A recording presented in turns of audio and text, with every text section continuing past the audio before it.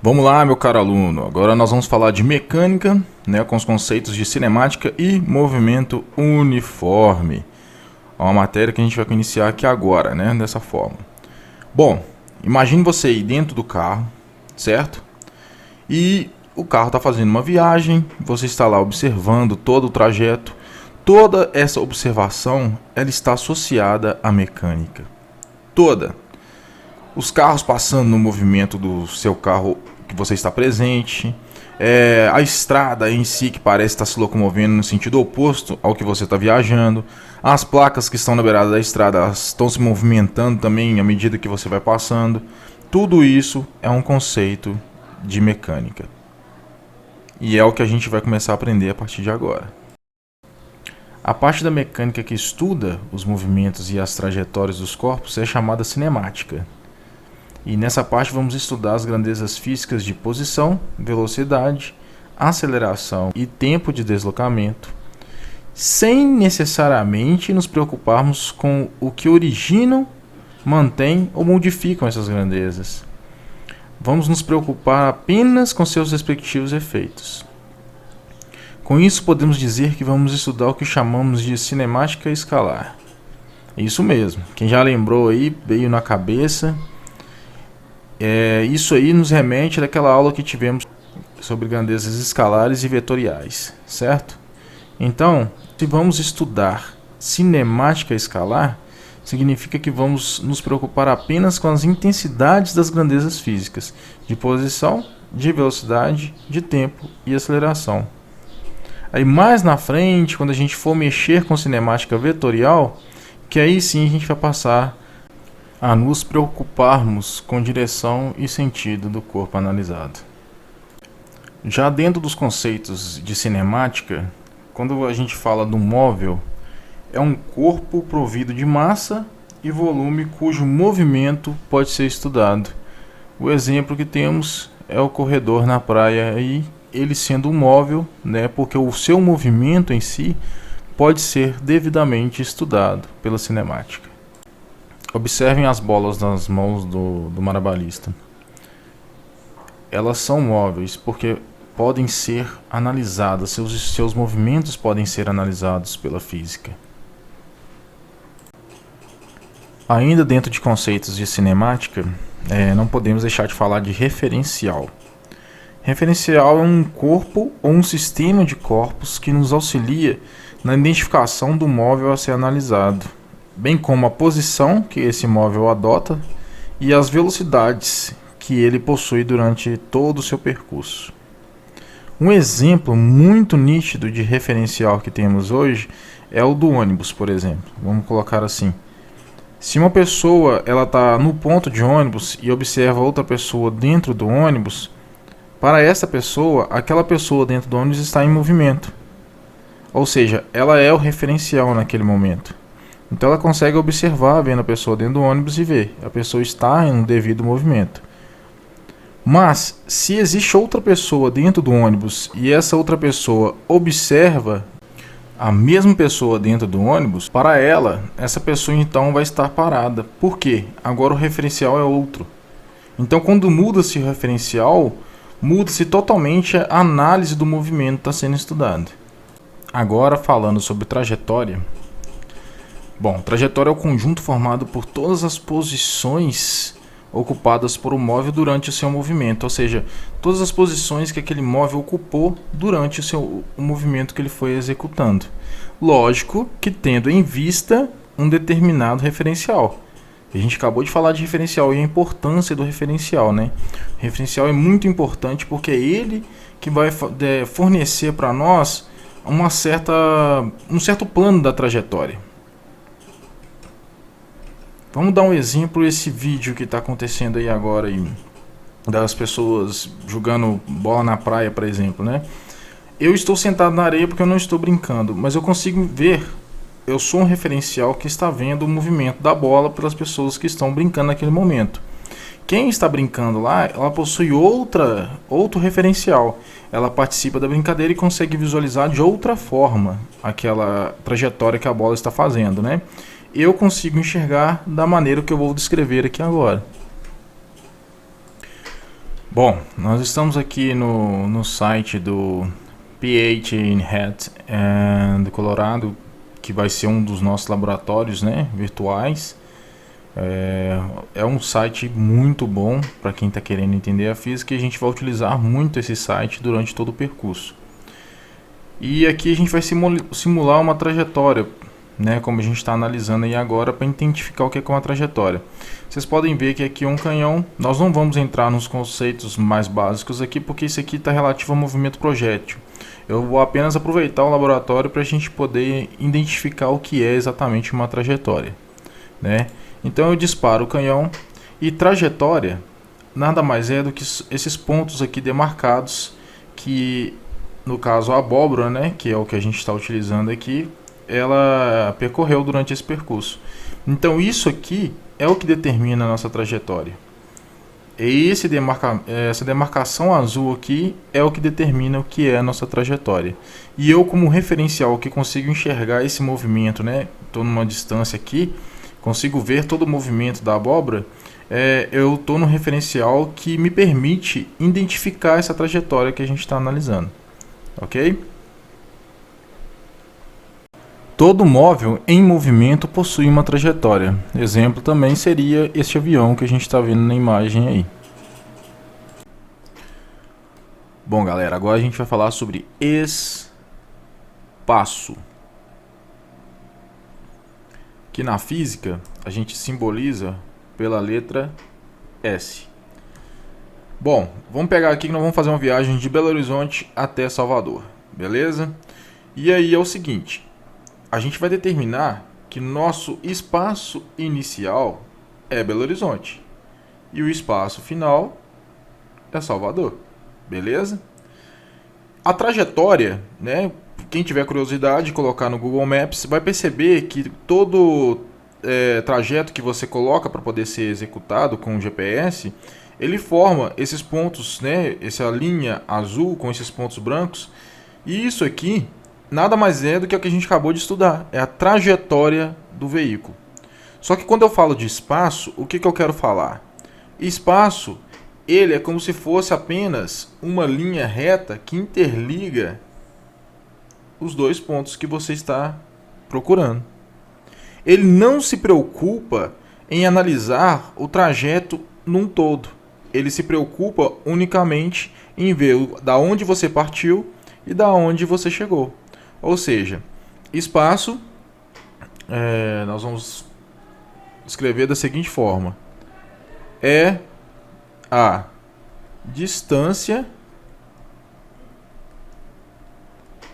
entre a origem e a posição do móvel.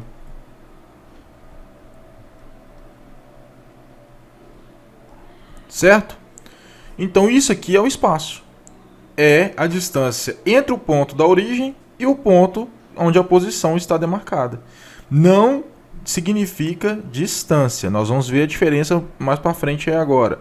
Espaço é simplesmente, se você traçar uma linha reta no mapa, seria como se você, em vez de fosse de carro nessa viagem aqui, você tivesse um avião, um superjato, e delimitasse uma linha reta de Belo Horizonte para Salvador. E nisso o seu jato fizesse essa viagem dessa forma, entendeu?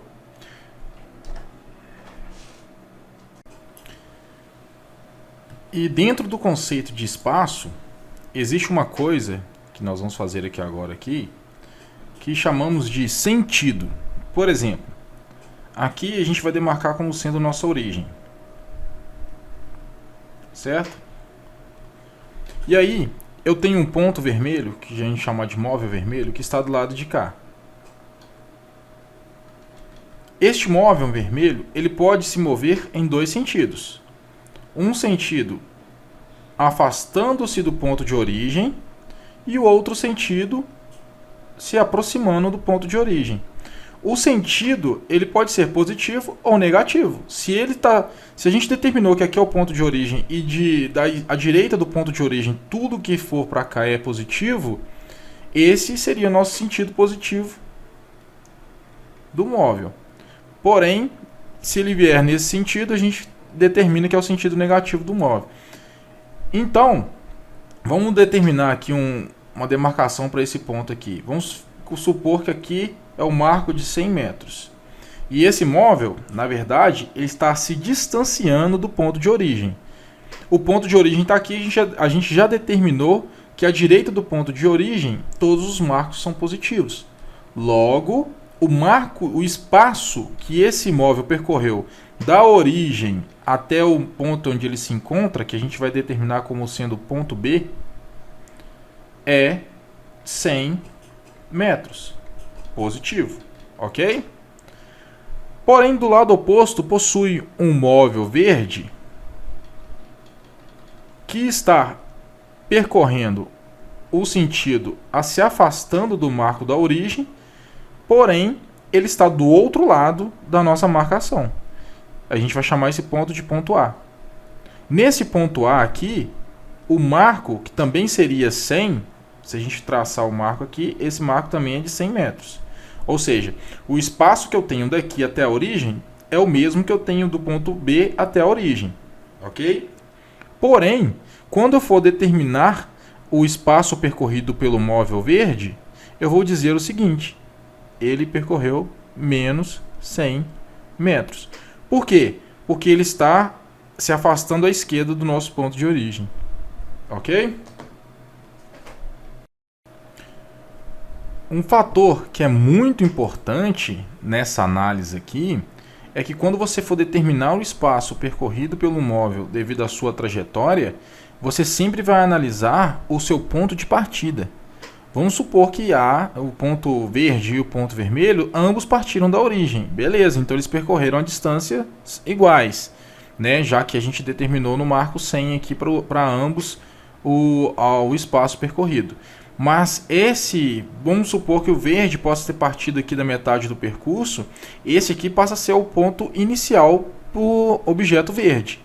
Então, ele já não vai ter andado mais os 100 metros. Ou seja, para analisar o espaço, sempre temos que ver o ponto de partida de cada objeto. Ok? Utilizando aquele exemplo do ônibus novamente, agora nós vamos falar sobre movimento e repouso. Certo? O contexto de movimento, como a gente já estudou anteriormente, ele deduz que movimento é todo o corpo que muda de posição ao decorrer de um tempo, correto? Então, se a gente está aqui, né, na calçada e avista esse ônibus aqui, identifica uma pessoa dentro do ônibus. Essa pessoa, ela vai ter sua trajetória, né, sendo formada e sua posição sendo alterada ao decorrer do tempo, porque você está aqui, imóvel, observando aquela pessoa fazendo aquele movimento. Então, movimento é definido por isso, né? O móvel, ele muda-se de posição ao decorrer do tempo. Agora, quando você altera o referencial, por exemplo, você deu sinal para o ônibus, entrou, encontrou-se com sua namorada e está dentro do ônibus, ok. Então você vai mudar o seu conceito aqui agora, porque agora vamos falar sobre repouso. Continua sendo o referencial que é você. Você estava aqui como referencial e viu uma pessoa dentro do ônibus tendo sua posição alterada, mas agora você está dentro do ônibus e observa o movimento, no caso aqui da imagem seria a namorada. Nesse contexto, ela está em repouso, ou seja, o referencial que estava aqui antes, fora, na calçada, agora passa para dentro do ônibus, e a observação que o referencial faz sobre o determinado corpo, ele se encontra em repouso. Então, movimento e repouso, eles podem estar interligados ou até mesmo diferenciados pelo referencial adotado. Uma pessoa está em movimento dentro do ônibus para alguém que está do lado de fora, mas está em repouso para alguém que está do lado de dentro do ônibus. Podemos dizer, então, determinando aqui, que o repouso, a gente já vai definir ele como um móvel que mantém-se a mesma posição ao decorrer do tempo. Ou seja, o tempo vai passando, mas o móvel mantém naquele mesmo ponto. Isso aqui determina-se o repouso.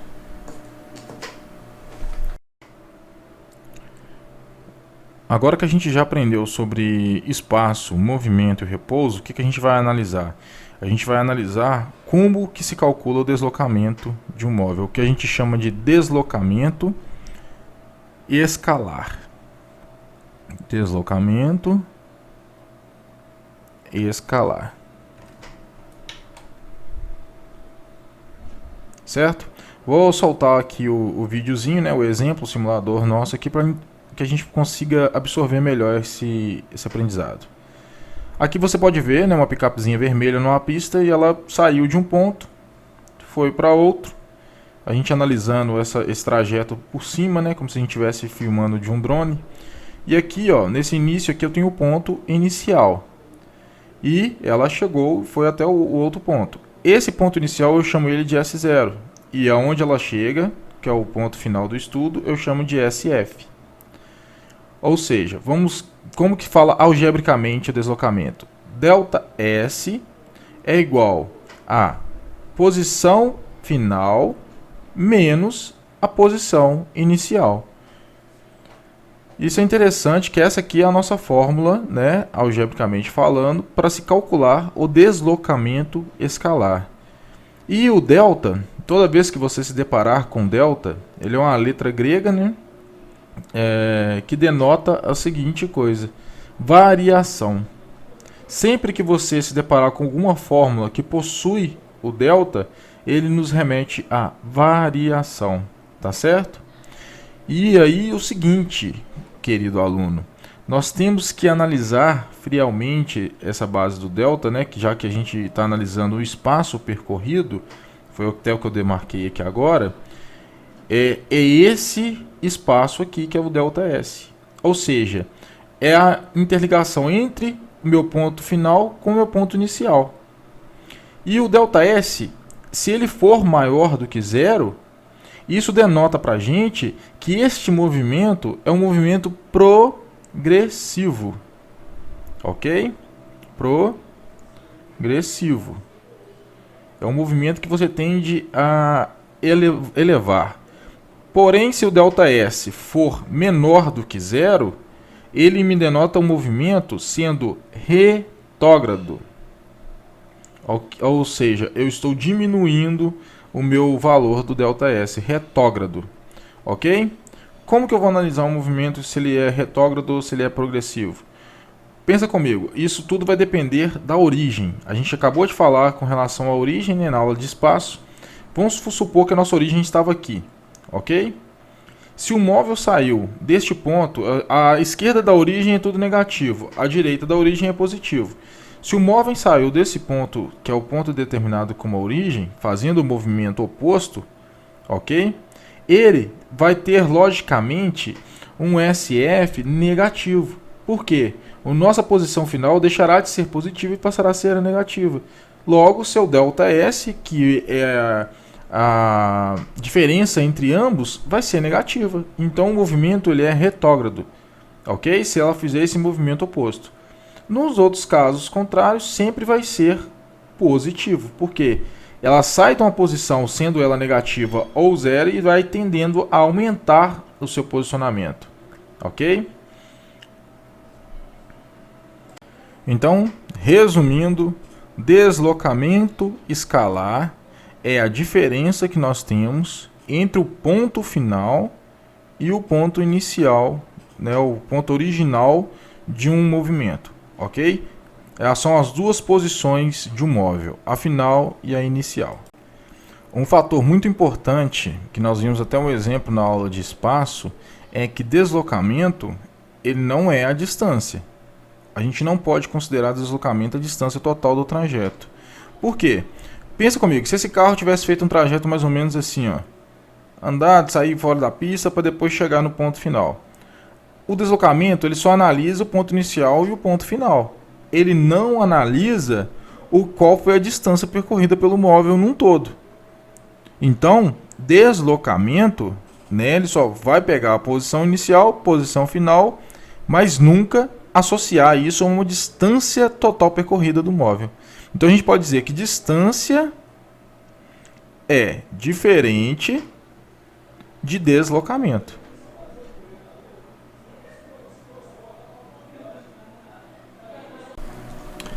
Bom, vamos fazer uma prática aqui para poder falar sobre deslocamento escalar.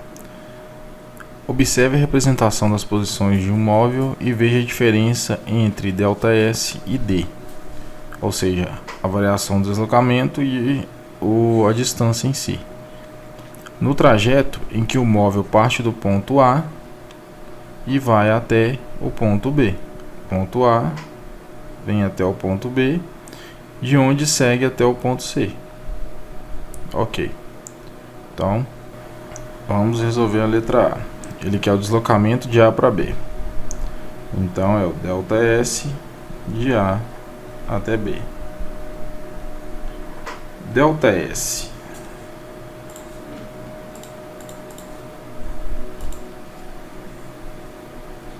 que vai ser igual a posição final menos a posição inicial.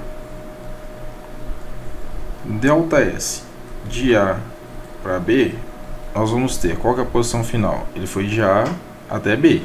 B é a nossa final. Então, menos 300, menos, que já é da fórmula, quem é o ponto A? Menos 100.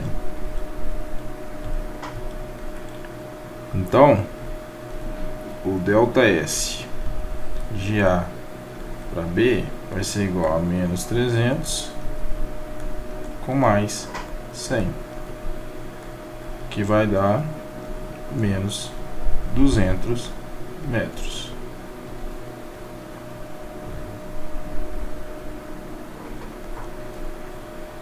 Letra B. Ele quer o deslocamento de B para C.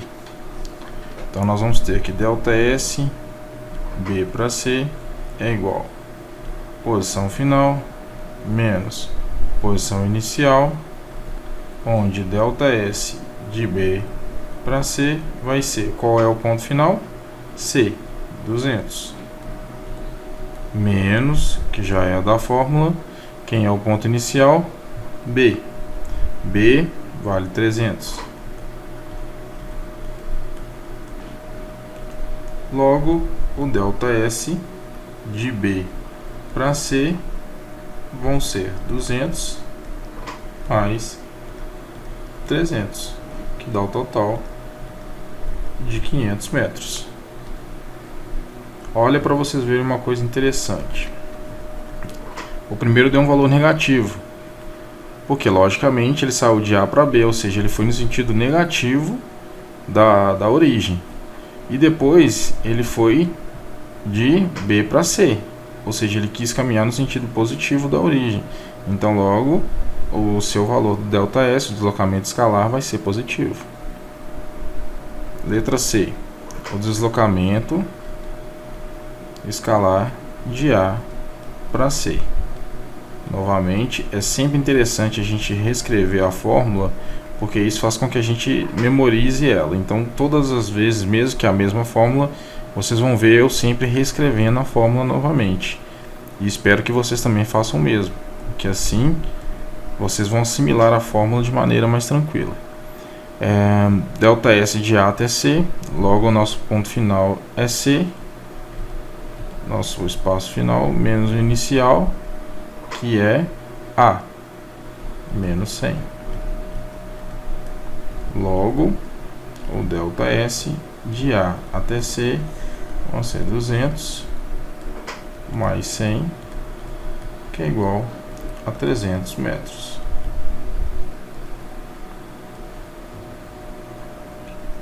E no final ele pergunta o seguinte: a distância efetivamente percorrida de A até C foi. Quando ele fala distância, já a gente foge do deslocamento, ele quer a distância de A até C. Aí a gente vai trabalhar a base modular, ou seja, os valores reais. Não existe nesse momento aqui uma distância negativa.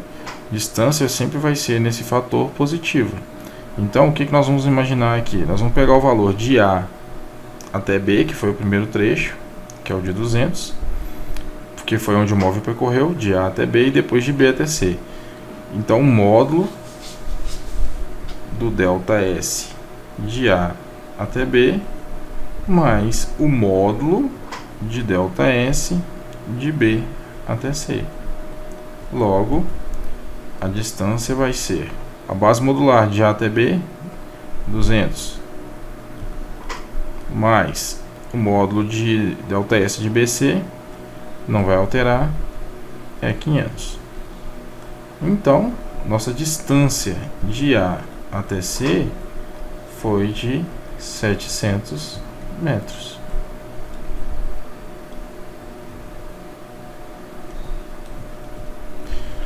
Conseguiram pegar a diferença entre distância e o deslocamento? É basicamente isso aí que a gente fez na prática, ok?